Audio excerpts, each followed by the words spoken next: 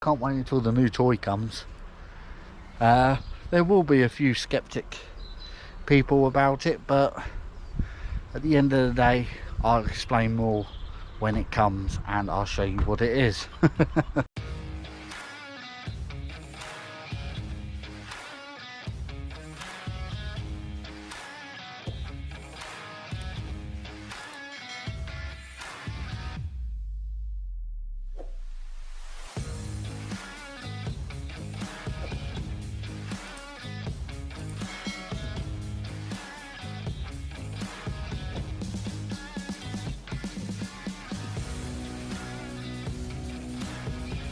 Dan's Kitchen Garden Allotments.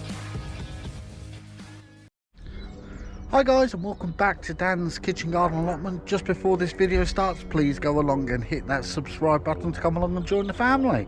So let's get this video started. Then guys, I've got a delivery coming very soon, a new little boy's toy for the allotment for me to play with. And for that toy to come, I need this shed here all cleaned out and all tidied so I can store it away in here. You won't actually see that until the next video. So what I thought I would do is bring you along and show you me cleaning this out. So let's get to it and start cleaning this shed out. So then, as you can see, the shed has got filled with rubbish over the winter and stuff just needs to come out and start being used. There's these poles here what I'm going just to put in the bin around the side, and there's just loads of bits and pieces what needs cleaning out into this little shed so I can fit my new toy in here. So then guys, let's put you on a little time lapse.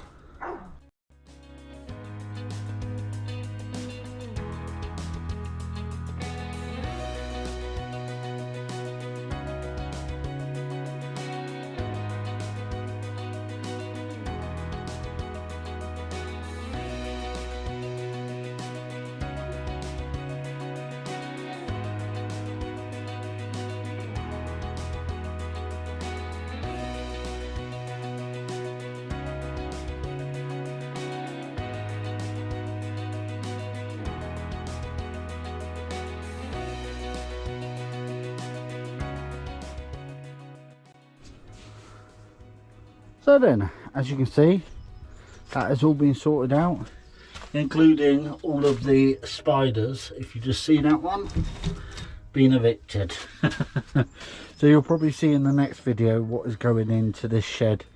Here I have got, as I just said, a new little boy's toy to go into this shed here. So let's head off and do another job. So then guys, all of that area has been now cleaned and tidy and ready for the new toy. The new toy is turning up next Tuesday, so you'll probably see that in the next video. But as I just said, it looks quite clean now, even if I say so myself. It's time to get rid of all the old rubbish and bits and pieces you've just been collecting at the allotment, and hopefully in the time lapse you see exactly what I was dealing with there. So let's head over to plot 2 and I'll show you what I've got to do on plot 2. So basically I'm on plot 2 now. Just remember back to a few videos ago, this was my first early potatoes I placed in, and these ones went in at the start of April. Hopefully you can see them. And then I put my second early potatoes, second main crop potatoes in the middle of April. And now I'm going to put my final crop, my final row of potatoes in this section. Don't worry about this lumpy section, something's going to happen to that very, very soon. So the first thing I need to do is dig a line, dig a trench out. I'm not going to have the camera on for that because I've shown it on my camera, but on my recordings before of how we do it. So let's get this bit started. So then guys, that was hard work. That ground is getting harder and harder.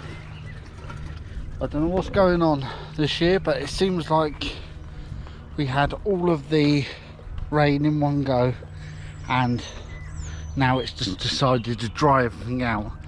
But the only problem is, yes, we do like it dry, but it's a nightmare for the seeds because it's still very, very cold at night. they're still in my area getting down to about -1, so I still won't plant out anything just yet. They say we've got it for another week or two, so that's fine. All I've got to do now is do the watering, and I'll show you in a second the way I'm planning for this allotment to work. So I'll bring you back in a second. So this is the third row of potatoes I put in. This will be all of my potatoes now. I'll just get a name check for you and for the documents on there as well. So this will be the last main crop, and the reason why, you might be telling me, there's a smaller gap in that one, Dan, but there's a bigger gap in this one. The thing is, this is the first earlies, and as soon as these come up, probably within about a week or two of them coming up, I'll start cropping them as first early potatoes. And the plan will be, any of the compost from this side will be going on to raise up these beds here.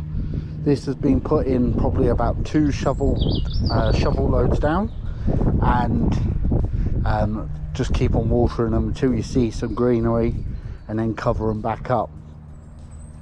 But as it is so cold at the moment in the evenings, it's still very cold in the evenings, they probably won't show for about another 2 weeks or so. But this ground over here, as you can see, there's nothing happened at all on this ground, and very soon this ground is going to be absolutely beautiful. You'll see what I mean in either the next video or the video after. So then guys, I'm going to continue with watering, and I might just bring you back after I finish watering. So then guys, that's everywhere watered. The onions are all watered, the garlic's all watered, and the potatoes are all watered. That's the main things I've got growing at the allotment. But this is just a little handy tip that I thought would come in handy for people who's new to gardening and new to growing any form of veg. So then, the rhubarb guys.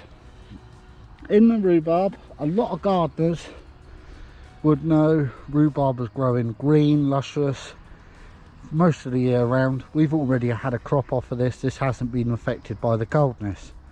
But the one thing it does cause, and it could be down to the lack of watering, it could be down to the lack of nutrients in the ground, it could be anything, and that is a seed ball.